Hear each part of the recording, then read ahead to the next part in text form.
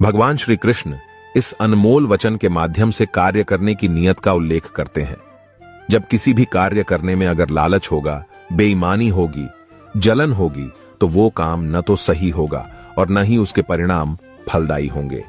इसके अतिरिक्त जिस कार्य को हम पूरे मन से प्रेम पूर्वक करेंगे तो वो न सिर्फ हमारे लिए बल्कि समाज के लिए भी हितप्रद होगा। जो व्यक्ति कामी प्रवृत्ति का होता हो, जिसके मन में लोभ होता है और जो अत्यधिक क्रोधी स्वभाव का होता है, उसके लिए नर्क के द्वार सदैव खुले होते हैं। अर्थात ऐसे व्यक्ति को तो सिर्फ नर्क में ही जगह मिलती है। भगवान श्री कृष्ण ही इस सृष्टि के पालनहार है। वही इस संसार की शुरुआत थे, वही मध्य और वही अंत होंगे। मनुष्य सब कुछ चाहता है पर सब कुछ उसे नहीं मिल सकता। आपको जो नहीं मिला उसके लिए पश्चाताप मत करो, और जो आपसे खो गया, जो आपसे अलग हो गया, उसके लिए निराश भी मत हो। हर व्यक्ति श्री कृष्ण से जुड़ा है और श्री कृष्ण हर व्यक्ति से जुड़े हैं। वही हमारे आदि, मध्य और अंत है। समय एक सा नहीं रहता। आज दुख है तो कल सुख भी आएंगे और सुख के बाद दुख भी आना स्वाभाविक है। आपको पूरे धैर्य और श्री कृष्ण पर विश्वास के साथ अपना जीवन निर्वाह करना चाहिए। लोग अक्सर सच कहने से बचते हैं या डरते हैं, पर सत्य कभी छुप नहीं सकता और न ही कभी मिट सकता है। कितना भी छुपा लें पर सच तो उजागर हो ही जाएगा। इसलिए जो बात सच पर आधारित हो उसे करने या कहने और मानने से कभी नहीं डरना चाहिए। लोग अपने शरीर को सुंदर बनाने में लगे रहते हैं, पर आत्मा की सुंदरता शरीर की सुंदरता से कहीं ज्यादा महत्वपूर्ण है।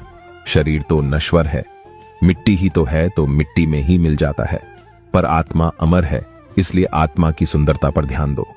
आत्मा की सुंदरता अपने को श्री कृष्ण में लीन करने में मिलती है। जो होता है अच्छे के लिए होता है।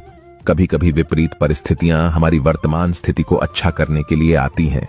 मन चंचल होता है, यह इधर उधर भागता है और किसी भी कार्य की एकाग्रता का दुश्मन है।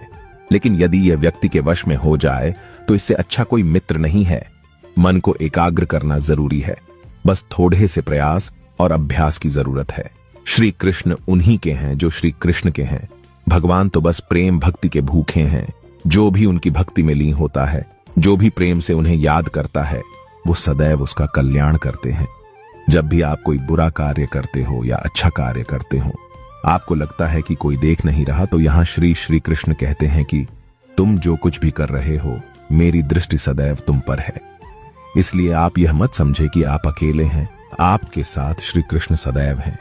जो कुछ हुआ अच्छे के लिए हुआ, जो हो रहा है अच्छे के लिए हो रहा है, जो होगा वह भी अच्छे के लिए ही होगा। तो सकारात्मक रहो और अपना कर्म करो।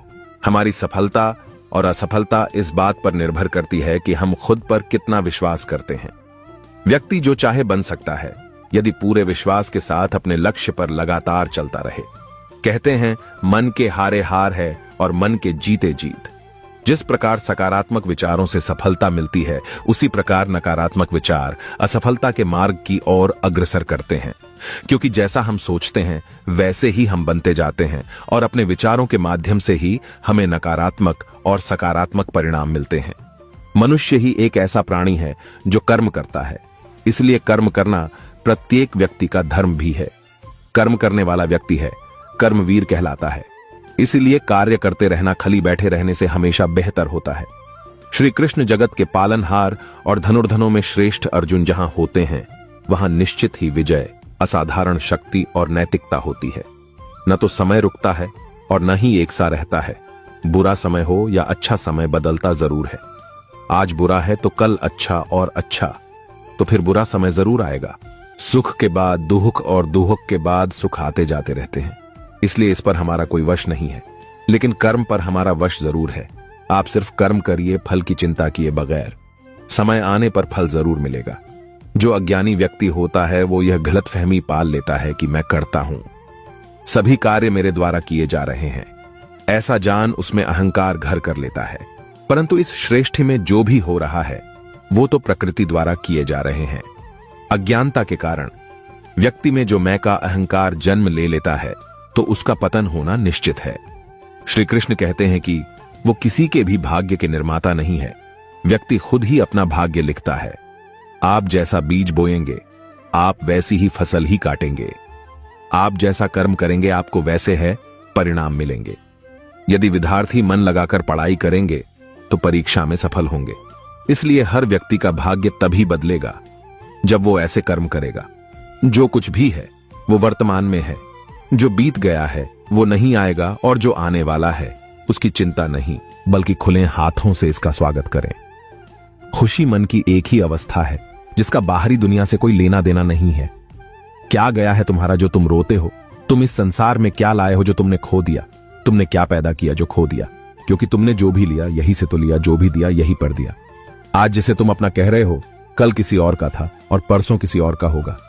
फिर क्यों रोते हो? न यह शरीर तुम्हारा है और न तुम इस शरीर के। यह शरीर तो अग्नि, जल, वायु, पृथ्वी, आकाश से बना है और इसी में मिल जाएगा, परंतु आत्मा स्थिर है। फिर तुम क्या हो?